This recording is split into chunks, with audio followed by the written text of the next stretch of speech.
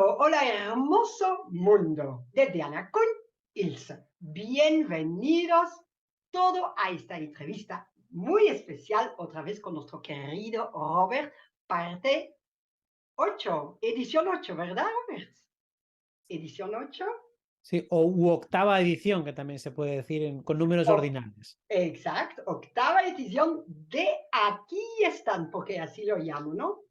Robert es una persona, ya lo voy a decir. Bueno, primero voy a preguntar, ¿cómo estás, Robert? ¿Cómo Yo estás? siempre estoy muy bien, muy animado, con muchas ganas y con, bueno, ganas en definitiva de compartir y de transmitir todo lo que se me ocurre, todo lo que he investigado. Bien informado, lo que acabas de decir. Su presencia es intelectual y es notable. ¿Has visto? Voy a decir todo cosas buenas hoy para compartir tus amplios conocimientos que nos van a enriquecer con tus ideas y tus perspectivas. ¿Qué te parece? Me parece muy bien, Lo tal y hizo como lo has bien, dado. ¿eh? Lo hizo bien. A mí me cuesta un poquito en español, ¿eh? Pero bueno, aquí estamos. Pues nada, cuando quieras, humanizamos a Robert y luego vamos a por las preguntas. Eso. ¿Cuáles son las cualidades o habilidades únicas que te distinguen de otros profesionales en tu campo? La principal es una mayor tolerancia social y apertura mental. O sea, mi perspectiva, mi forma de ser es muy inclusiva, con lo cual acepto lo que me venga. Acepto a las personas que tengo sin juzgarlas, acepto los conocimientos sin juzgarlos, acepto muchas cosas que otros no tolerarían. Pues ese alto nivel de tolerancia que muchos le llaman pues agachar la cabeza, pringar, dejarse pisotear, para mí no, para mí es humildad, para mí es una manera de aceptar lo que me dé la vida, me guste o no me guste, me parezca bien o me parezca mal, intento no hacer juicios a ese respecto y lo tomo todo para aprender. Eso me lleva a adquirir una serie de conocimientos y una serie de experiencias que otros no viven. Y al tener esos conocimientos, esas experiencias, acepto lo que me viene y si es difícil, aprendo a superarlo. Entonces, si acepto muchas experiencias que para otros son demasiado difíciles, intolerables, porque consideran que no son dignos merecedores de ellas, o sea, que yo no me merezco esto, digo, no, yo me merezco lo que me llegue, aunque no me guste. Y si aprendo de ello, pues hay un momento que tengo más conocimientos acumulados que otros. Mira, genial. Fantástico. Robert, escucha, voy a coger mis auriculares. ¿Cuál es tu perspectiva sobre la sinceridad y la honestidad en la comunicación interpersonal? La honestidad tiene que estar siempre. Respecto a la sinceridad, si estamos hablando de decir todo lo que piensa, no estoy de acuerdo. Decir que todo lo que se diga sea verdad, sí estoy de acuerdo. Y cuando estamos en un contexto terapéutico, es importante saber medir la información. Es un error estratégico y táctico el decir todo lo que se piensa sin ningún tipo de filtro. Aparentemente hay gente que pide eso, pero luego lo recibe muy mal. Y no solo lo recibe mal, sino que después carga una agresividad tremenda sobre aquel que le es sincero para hacerle, por ejemplo, una crítica o un comentario respecto a algo que no le gusta.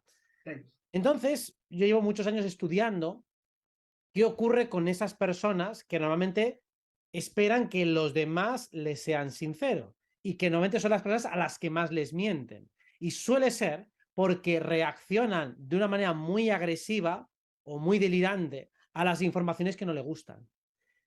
A mí, desde mi perspectiva, por lo que decía antes, prácticamente nunca me han mentido o si me han mentido ni me he enterado y me ha dado igual. ¿Por qué? Porque nunca juzgo lo que me dice el otro. Aunque me diga una barbaridad enorme y descomunal, no le juzgo. Entonces no tiene ningún premio mentirme. Él no gana nada mintiéndome. Entonces, si el otro no recibe ningún tipo de penalización por, por, por, por ocultarme algo, ni tampoco recibe ningún tipo de penalización por decirme la verdad, pues al final me acaba diciendo la verdad. Porque es mejor, es más relajado y a todos nos gusta decir la verdad. Es más cómodo, es más relajado decir la verdad.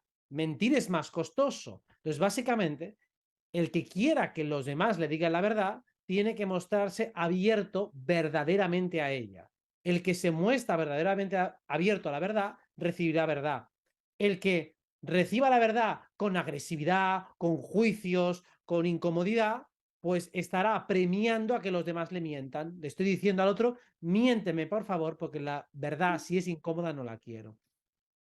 Exactamente, pero hay gente que, yo pienso que todo el mundo tarde o temprano miente. Aunque son pequeños Sí. mentiras. Todo el mundo. La gente que dice yo nunca miento, Miente. olvídalo. La mentira es un mecanismo adaptativo de supervivencia y a veces es necesaria, especialmente cuando estás respecto a alguien que es impertinente, un acosador, alguien que se está sobrepasando, alguien que está invadiendo tu privacidad o tus límites. Entonces es pertinente, oportuno e inteligente mentir en esa situación. No es necesario decir la verdad. Entonces hay momentos en los cuales frente a agresiones donde el otro te está pidiendo que le mientas porque tampoco va a querer, como hemos dicho, la verdad. Y lo mismo en un proceso Exacto. terapéutico. Mm, Decirle al otro todo lo que tú estás esperando sin filtros es un mm, error descomunal, porque no lo va a aceptar y encima va a cargar contra ti. No le va a mm. servir de nada y a ti tampoco te va a servir de nada, de hecho te va a crear problemas.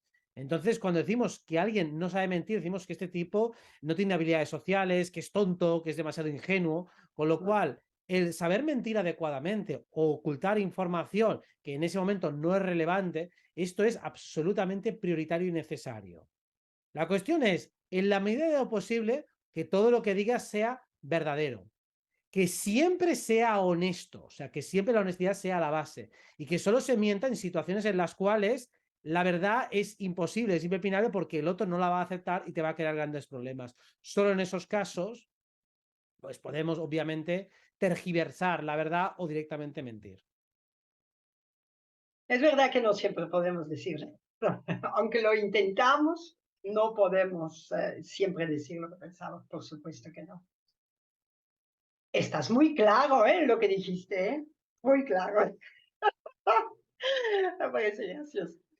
Ok, ¿cuál ha sido el mayor desafío personal que has enfrentado en tu vida y cómo lo superaste? Supongo que el más difícil que tuve fue cuando estaba en segundo de bachillerato. Yo venía de muchos años ya muy desencantado con el mundo académico. O sea, estaba en el instituto y me parecía todo estúpido lo que estábamos estudiando. Dije, bueno, pero tendré que aprobarlo. Y el primer trimestre de segundo de bachillerato las suspendí todas. De hecho, eran suspensos que eran de 4,5, 4 largos, pero bueno, quedaba como muy aparatoso. Digo, ostras, tengo todas suspendidas. Claro, no soy tan tonto. Entonces digo, a ver, esto lo tengo que remontar. Y recuerdo que justo en aquel momento, que fue en diciembre de 2001, fue cuando empecé con la astrología.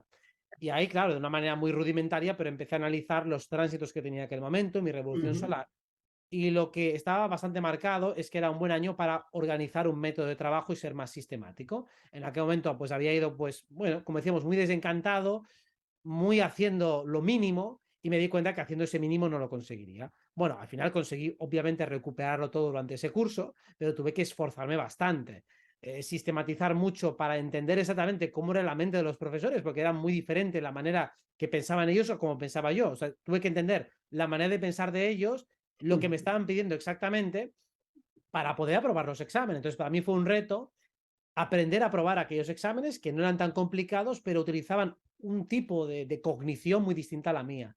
Y luego sí, ya, sí. pues de esa empalmada, de ese encadenamiento, aprobé todo de una tirada y ya después la universidad fue bastante fácil, porque Ok. ya venía con esa inercia, con esa metodología y habiendo hecho algo que no había hecho hasta entonces, que era tratar de entender cómo funcionaban los modelos académicos.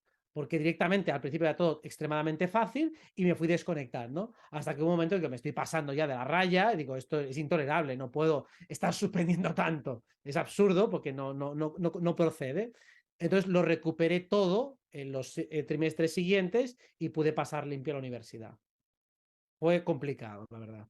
A mí lo que me pasó y le ponía un cierto interés es, por ejemplo, recuerdo en la asignatura de historia, yo comprendía bien la historia, razonaba bien la historia, conocía bien los ítems, pero tenía una profesora que solo valoraba el hecho de que pusiera los datos exactos, con todas las fechas, con todos los puntos, con los ítems que ella había imaginado en su cabeza. Si no ponías eso, te suspendía. Da igual si tuvieras una comprensión profunda del fenómeno, de lo que había pasado, tal. Eso le daba exactamente igual. Había una serie de ítems que tenías que poner bien. Si los ponías bien, te ponía un 10. Y si no los ponías bien, te ponía un 0. Es decir, que era así de matemático. Era totalmente absurdo. O sea, Tremendo. había gente que literalmente copiaba, o sea, sacaba el libro, copiaba entero y sacaba 10. Y le daba igual que hubiera 3 exámenes que fueran idénticos. Les ponía un 10 y a ti te podía suspender.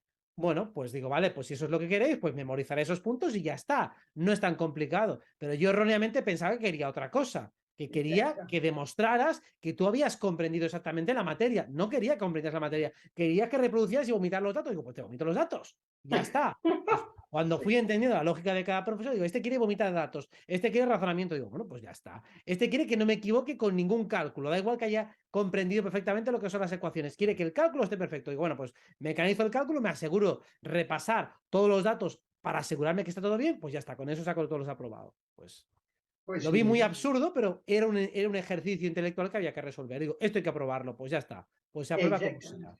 Es exactamente así, un ejercicio que hay que aprobar. Mm. Sí, sí, porque después para recuperar, esto sí cuesta, ¿eh? Esto es verdad.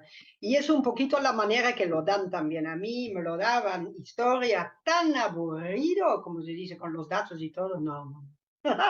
¿Cuál es el valor o principio más importante para ti y cómo se refleja en tu vida diaria? La compasión va un poco en la línea de lo que decía antes de la flexibilidad mental, la compasión. El ser transigente, para mí todos somos uno, todos venimos de la misma energía y como trasfondo tiene que haber la aceptación de lo que ocurre, la aceptación de los demás. Las barreras que ponemos son puramente funcionales, son puramente operativas, pero no puede haber un rechazo profundo hacia nada. Todo lo que está potencialmente manifestado tiene un sentido, tiene una explicación evolutiva. E incluso aquello que rechazamos, bueno, podemos rechazar aquello que es muy dañino, que es muy doloso, que está fundamentado en el odio, que es abiertamente despectivo, pero aún así hay que entender que dentro del universo eso se ha manifestado por algo y no necesariamente contra nosotros, sino muchas veces contra otros seres que también han ejercido ese poder. Hay que entender que muchas veces el que recibe un tipo de agresividad muy fuerte también ha ejercido contra otros ese tipo de agresividad muy fuerte. Y cuando se rastrea se suele ver. Mm. Después también salir de la mentalidad de víctima y cuando nos sucede algo que no nos gusta, también darnos cuenta de que también nos sirve para algo. O sea, vale, pongamos que me ha sucedido algo que no me ha gustado, me han hecho daño, he sufrido. Sí, pero gracias a esa experiencia he aprendido a aliviar el sufrimiento de otros. Entonces, para mí la compasión es ser capaz de ponerte honda y profundamente en el lugar de todos, incluido el de los agresores. No para justificarles, pero sí para entender profundamente lo que hay. Lo que hacen no está justificable y tienen que recibir su merecido, Mm. que es lo que ellos mismos han cosechado. Y también, en la medida de lo posible, hay que pararle los pies. Pero espiritualmente, para mí, no hay un rechazo fundamental a ellos. Hay un rechazo hacia lo que hacen, pero no hacia ellos. Con lo cual, si hubiera uno con un mínimo deseo de redención, le ayudaría siempre. Jamás cerraría la puerta a nadie. Y de hecho, jamás le cierro la puerta a nadie. Otra cosa es que sus formas sean completamente despectivas o abusivas. Entonces le puedo parar los pies porque mi tiempo es limitado, pero no en lo esencial. En lo esencial, la ayuda, por ejemplo, si alguien me pide ayuda en el astral, nunca le voy a decir que no, porque ahí tengo tiempo ilimitado. Ok, es muy lindo lo que dijiste antes también, que nunca vas a juzgar a nadie. Porque claro, es que es como tú dices, al final todo el mundo somos un mundo y cada uno tiene sus experiencias y también sus maneras de y sus vivencias.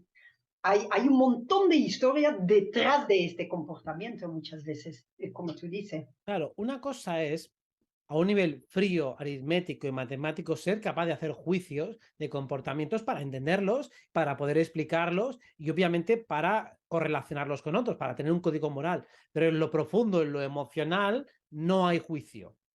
Hay un juicio que se puede hacer intelectualmente. Claro que podemos hacer valoraciones de lo que hizo el Dalai Lama, por ejemplo, y claro que podemos hacer un juicio hacia esa actividad, esa acción, pero él es el primero que me genera lástima y compasión, como diciendo, ¿qué te pasa en la cabeza? ¿Eres tonto? ¿Qué te ocurre? Yo, ¿por mm, qué tienes que hacer eso? O sea, si fuera un mm, hijo mío, me lo iba a decir, a ver, ven aquí, por favor.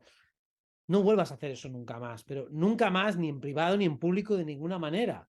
Y se mm, lo diría compasivamente, no como una bronca, pero diga, pero por tu propio bien y por el de mm. los demás, no hagas eso nunca más. Pero claro que puedo hacer una evaluación crítica de lo que está haciendo, como diciendo, ¿qué haces? Por favor, ¿no ves que el niño está Cierto. incómodo? Pues eso me refiero. Sí, absolutamente. Es muy bonito. Bueno, es muy bonita tu reacción, quiero decir, no lo que él hizo. Ya, me imagino ya. No. Ok, ¿cuál ha sido el momento más gratificante o significativo en tu carrera o en tu proyecto o en tu personalidad? Difícil de decir porque han sido muchos, muy variados y no ha habido un clímax obvio. Es decir, ha habido muchos momentos muy buenos. He disfrutado muchísimo todo el momento en el que he empezado a salir en redes. La verdad es que lo he pasado muy bien. Momentos más privados, el momento que empecé a canalizar para mí fue como uno de los momentos más importantes. Los primeros viajes astrales también.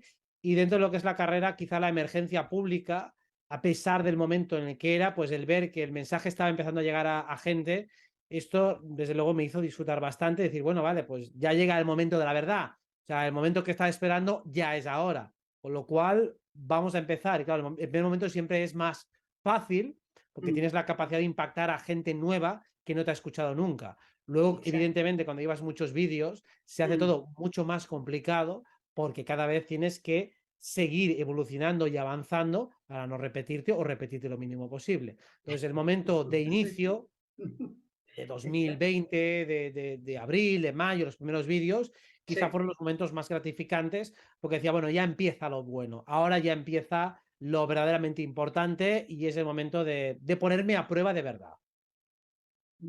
Qué bueno. Lo podríamos cortar en tres. Podríamos decir significativo en carrera, proyecto y personalidad también, ¿no? Sí, se podría decir en varios sitios, pero entonces podría decir muchos. Es que, claro, son demasiados momentos los que podría poner, pero en lo personal es que hay muchos momentos que están muy bien, la verdad. Muy No sé, qué, muy ¿eh? bien. En Sí, lo sí, personal, hay muchos momentos muy buenos. Cuando conocí a mi pareja, por ejemplo, pues fue un muy buen momento. También cuando conocí por primera vez a mi hermana, también fue un momento así bastante gratificante, ¿no? Bastante impactante, mis dos hermanas, porque no las conocía por eso. También cuando nos fuimos a vivir a la nueva casa en la que estoy ahora, con mi madre y ujú, con mi hermano, también fue un muy buen momento. O sea, ha habido muy bonito. muchos momentos muy buenos a nivel personal. Qué Bueno, sigue bonito. habiendo además, es que mi vida en lo personal siempre suele funcionar muy bien. Qué bonito, ¿eh? Si podrías viajar en el tiempo, Robert, ¿a qué periodo o evento histórico te gustaría ir? ¿Y por qué? Bueno, yo iría al futuro, pero bueno, supongo que la pregunta es para el pasado. Yo iría a diferentes momentos del futuro para ver qué tecnología hay, cómo está el nivel de conciencia de la gente. O sea, me interesaría mucho más el futuro que el pasado. Y si tuviera que ir a algún momento del pasado, también tendría que ser a una zona muy concreta. Y seguramente lo que buscaría sería, pues, estar con Carlos Castaneda y Don Juan, por ejemplo, intentar colarme ahí con los chamanes, estar en momentos o en culturas iniciáticas en las que hubiera un altísimo nivel de desarrollo espiritual para ver exactamente cómo convivían y cómo vivían. Esos serían los momentos que me interesarían. El culmen de la cultura maya, la Lemuria, la Atlántida, en momentos o en lugares en los que hubiera pues, sacerdotes ya de máximo nivel. Me gustaría estar en esos momentos o eventos, en aquellos donde pudiera hablar con las personas más interesantes, un Lao Tse, un Buda, un Jesucristo, poder hablar con ellos, tener una larga conversación o compartir alguna experiencia. ¿Mm? Qué bonito. Sí, será genial. ¿En qué tiempo hubieras gustado encarnar? Pues no lo sé, porque la mayoría de los periodos históricos no me gustan demasiado por las condiciones higiénicas, Mm, tecnológicas. No soy una persona muy naturista, es decir, que esté demasiado cómoda en la naturaleza. Me parece que la época actual es la mejor para mi sensibilidad. Así que tendría que ya ponerme en la mente de otro personaje, pero sería lo mismo, encarnar en alguna cultura iniciática ujú, bastante avanzada tecnológicamente y seguramente, pues eso, como un astrólogo inca o maya o de alguna de estas culturas ancestrales, también repitiendo vida de astróloga, chamán, curandero, alguien que ya estuviera desde muy pequeño educado para moverse en el ensueño. O sea, en ese sentido, estoy bastante cómodo con la vida que me ha tocado y repetiría otra parecida, pero en otro tiempo y lugar. Pero ya desde muy pequeño, totalmente conectado y enchufado. Mm. Qué bonito. Si tuvieras la oportunidad de tener una conversación con cualquier persona, viva o fallecida, ¿a quién elegirías y qué le preguntarías? Pues estamos un poco con esos personajes. Hablaría con Claro. Platón, seguramente, o Platón o Aristóteles o ambos, suponiendo que tenemos traducción simultánea, y hablaría de filosofía, evidentemente, de su cosmovisión. Me gustaría conocerles, hacerles algunas preguntas. Me gustaría escucharles hablar también para ver cómo razonan en directo, cómo responden a preguntas, cómo se interesan realmente por el otro. O sea, me gustaría ver cómo funcionan en ese cara a cara, suponiendo que ambos hubieran existido.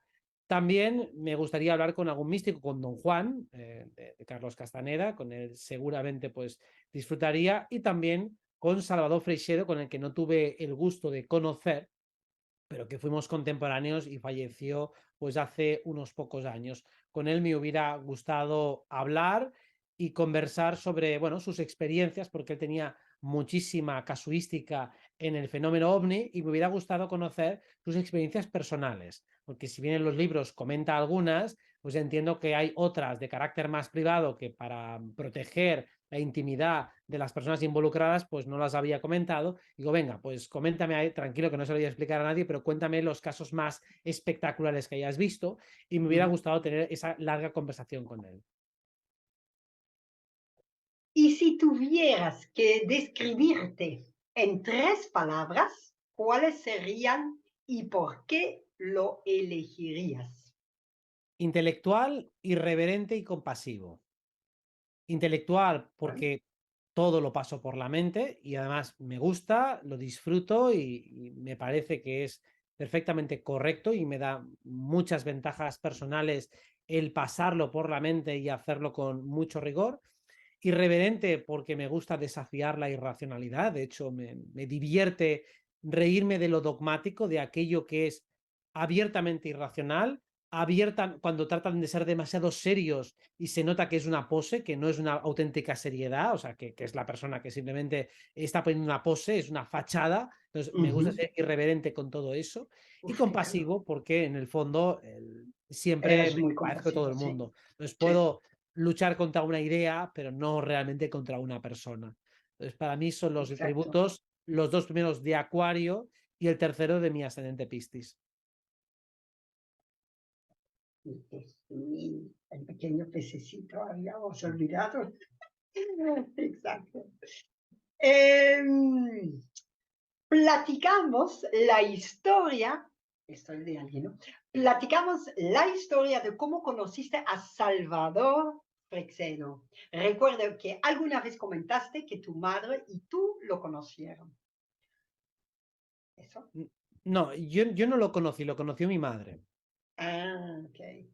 De hecho, o sea, por eso lo comenté antes, que para mí sería una persona a la que me hubiese gustado poder hablar Por con eso ella. sí lo dijiste antes. Sí. Mi madre sí que le conoció, pero no en persona, sino que tuvo una conversación telefónica con él. Básicamente había un momento en el que quería que alguien le ayudara a hacer una limpieza energética, porque se notaba, bueno, pues con parasitaciones y demás, y no tenía con quién hablar. Entonces se puso en contacto con Salvador Freixedo y este le recomendó a un exorcista que conocía. Este exorcista le hizo un trabajo energético y entonces consiguió pues mejorar sustancialmente esa situación vital que tenía. Ese exorcista, dicho sea de paso, ya lleva años muerto, porque alguna persona preguntó, oye, quiero el teléfono de exorcista. Digo, no, el exorcista ya murió hace muchos Ya se años. fue. Entonces, bueno, en esos tiempos, pues eso, pues consiguió el teléfono de Salvador Freixedo. No recuerdo cómo me contó que lo consiguió, creo que a través de una revista y de un contacto y de otro. Bueno, al final consiguió hablar con él y bueno, pues siempre dijo que fue como muy educado, muy simpático, muy agradable y muy solícito. ¿Cuál fue tu dibujo animado favorito? Y Dragon esta Ball, pregunta, ¿viste Los Caballeros del Zodíaco? no, Los Caballeros del Zodiaco no lo vi, a pesar de que era contemporáneo a mi infancia, pero siempre lo daban a una hora que no me iba bien o lo que fuera, y al final fue una serie que irónicamente nunca llegué a ver, o sea, sabía cuál era, pero no la veía. Mis favoritos siempre fueron Dragon Ball, Bola de Dragón aquí en español, porque me encanta esa historia de superación que hay. El protagonista encarna para mí lo que son los buenos valores masculinos, porque hay superación, hay motivación, hay optimismo, hay piedad por los enemigos. Para mí siempre fue un referente el protagonista, precisamente porque luchaba, defendía a los suyos, pero jamás odiaba a sus enemigos. Simplemente Ok. tenía que luchar, luchaba, y en el último momento siempre les daba la oportunidad de que ellos se redimieran. Entonces, para mí, como código moral dentro de la ficción, en esa serie el personaje Son Goku para mí alcanza o es un referente, o sea, es un ser, es un, bueno, un dibujo en este caso, un Ujú. personaje que encarna unos valores con los que coincido prácticamente al 100%. No, mira, qué interesante. Dragon Ball, ¿no? Sí. La bola del dragón, ¿no? Mm. Qué gracioso. ¿Cuál es el sueño más bonito que has tenido? El que te puse más alegre, más feliz, con más paz. Claro, con esa definición entiendo que está buscando uno que fuera así como muy entrañable. Más entrañable ya lo he explicado más de una vez, que es en uno en el que se me apareció en una línea temporal distinta un nieto mío. Yo no tengo ni hijos aquí, pero tenía como un nieto, y el otro no sé si era pues un sobrino o algo así, no recuerdo ahora que el otro que era, ¿no? Pero había pues un chico joven, más o menos de mi edad por aquel entonces, y uno pequeño, que era como mi nieto, y era una escena como muy entrañable, como muy mágica. Realmente los que manda, el que más ha más subido no es ese, han sido otros donde he hecho viajes con reptilianos y lugares de estos que era más bien una película de acción. Entonces ahí es Ujú. donde me lo he pasado mejor. O sea, donde he disfrutado más es en plan superhéroe, con entidades persiguiéndome, haciendo murallas energéticas, en combates contra magos negros, y estaba disfrutando ahí de una manera tremenda. Entonces Ah, entiendo sí. que se refiere más a otro más bonito y presentable para todos los públicos, pero el que más he disfrutado ha sido, bueno, fue uno que estuve, bueno, pues con entidades reptilianas que me estaban persiguiendo y al final plantándoles cara y ya saliendo corriendo. O sea, eso fue mucho más divertido para mí. Muy divertido esta pequeña parte, o esta pequeña partita. Y ahora vamos a empezar con la parte 8 de las preguntas de la gente con tus respuestas. ¿Te parece bien? ¿Ok? Vamos allá. Vamos allá.